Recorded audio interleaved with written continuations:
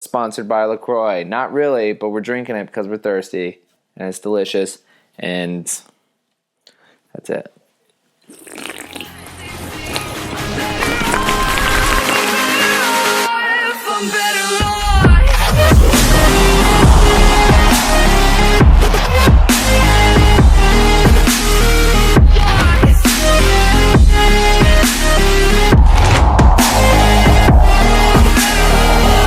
Today's a really fun one. We are talking about a piece of equipment that I use for every one of my productions, and an amazing brand that I took out to an Illenium concert to shoot a big project for, and that is DJI Ronin-S.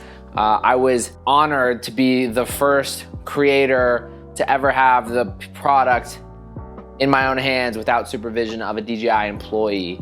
At least that's what I was told. I'm sticking to it because that's an epic story. I've always talked with Illenium's team. I work a lot in the music industry. I work with Chainsmokers, Tiesto. I shoot a lot of different festivals, and Illenium and I have always chatted about working together, and it's never worked up with budgets or schedules. And so I thought this was a perfect opportunity for them to give us clearance to shoot their show for a branded campaign, and also work with DJI on this because they wanted me to feature their product in a concert setting, which was a no-brainer because I shot every one of my shows prior to that on a Pilot Fly 2, which did me a solid for smaller lenses and everything, and the Ronin-S just came through really clutch. So the whole creative brief for the DJI Ronin-S video that I did, that I launched on my Instagram, it also premiered on DJI's channel, and they run a lot of ads on it actually on stories, so you might have seen it if you make films. If you follow DJI,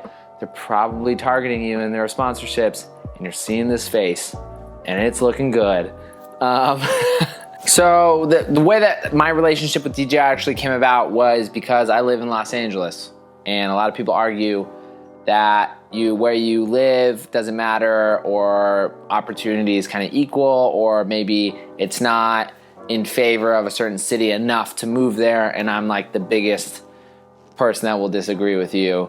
I think your location means a lot, and specifically with this project, I met my point of contact at DJI through cliff jumping in Los Angeles actually. Sam Colder and Jacob Briglin were there with Rory and Taylor Cut Films, and I got invited by Rory, and I met Taylor Cut Films, Sam, and Jacob on that day, and we just so happened to run into our DJI contact at the time, and it was like super random.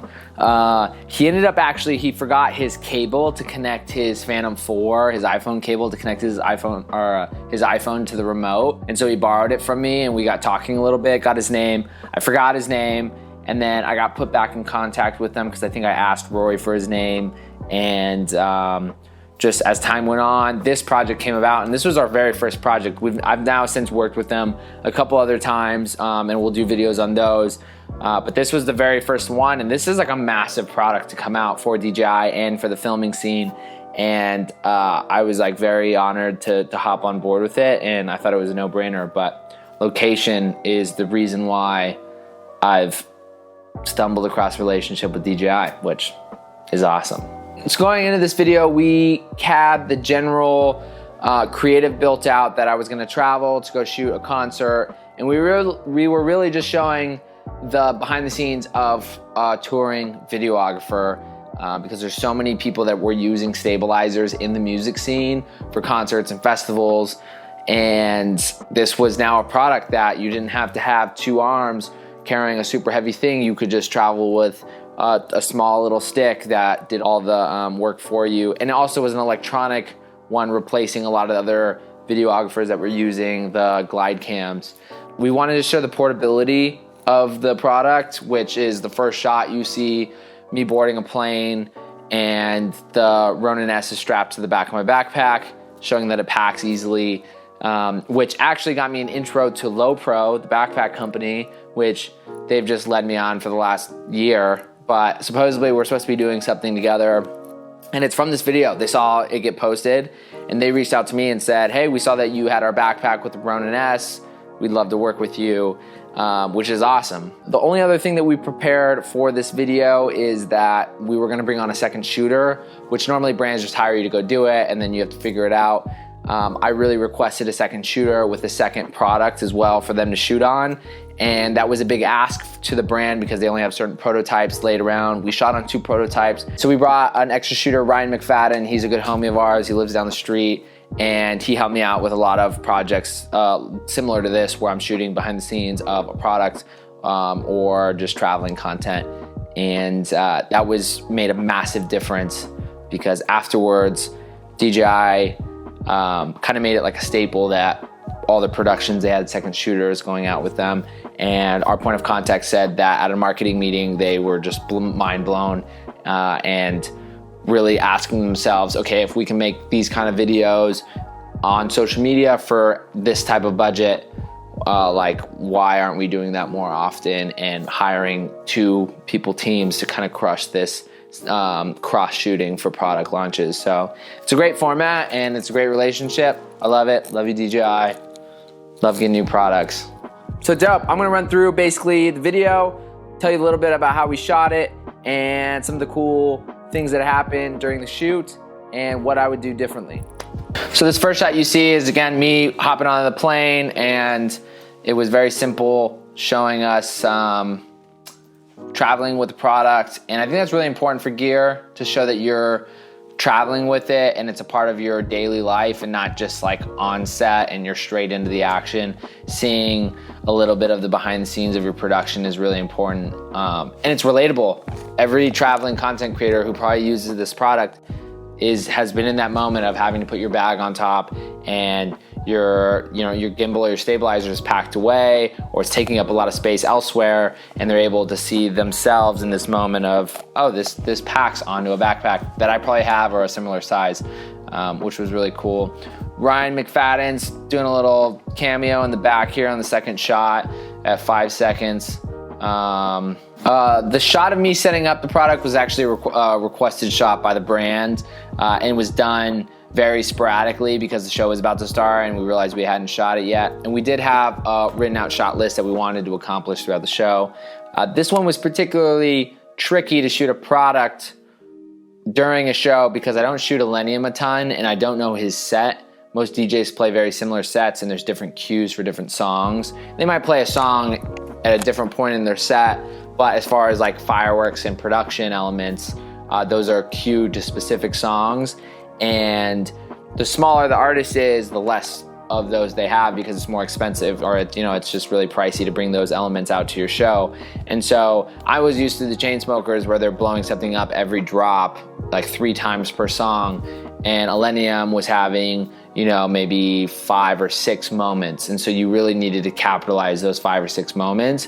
So we were shooting these side shots of the product, but then we really needed to capture these big moments for shooting for Illenium because I was doing a recap for him. And then we also wanted to shoot a behind the scenes angle as well. So we had to be very choreographed, where traditionally I kind of freestyle a concert video. So this was a little bit different. If I would go back and change any one sequence in this whole video, it would be this. It's a little dark and it's not my favorite, but we survived.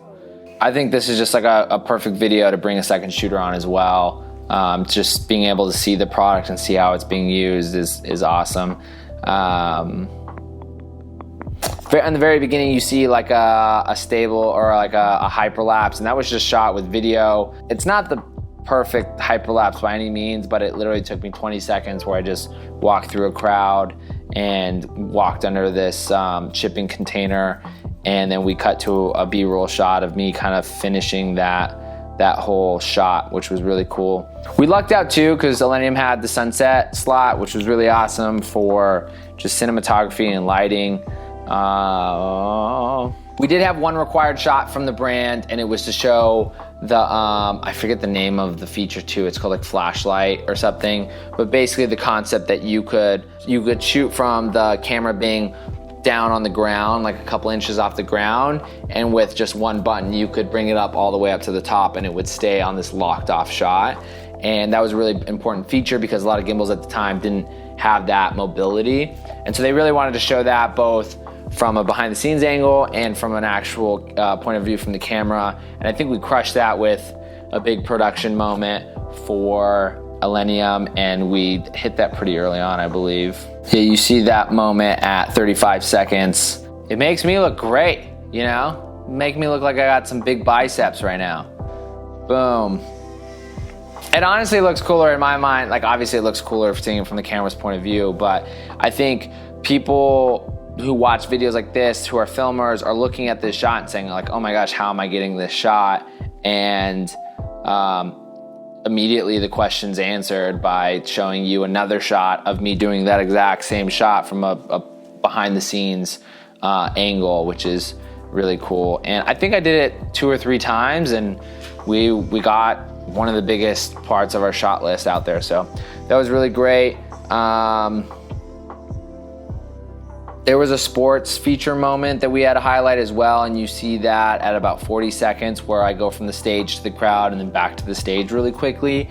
I think you can accomplish this in post-production, but just being able to do it in real life and move a gimbal that fast and have it that responsive in a sports mode is pretty cool. This isn't also paid at all by DJI. This is me just wanting to show behind the scenes of my process and have a conversation with people, because I feel like that's where I've gained the most value in my career, is having people over coffee. I've said this over and over again, but people having coffee and just having real conversation over time is where you gain the most value. And we started workshops in Bali with Jacob and myself, and in San Francisco, and we're now taking those to different parts of the world to kind of bring those communities together. And I think this is a more obtainable way for people to get a little bit of a taste of what that community looks like in those conversations. It's obviously one-sided. You guys can't talk back. We'll get back to the comments on some things, but it's not as good as a workshop. But hopefully this is a good start for you guys to see a little bit into my process, what gear I'm using, what I'm stoked about, who I'm working with, and how those relationships come about, and kind of this whole world of freelance videography and traveling. So thanks for watching. Really appreciate it. We're doing more of these. We're trying to be consistent. We're doing 1 a week at least, and some other videos on the YouTube as well. So make sure to subscribe and look out for the next one next week. Wow, we threw a subscribe in there too. Woo! We don't do that.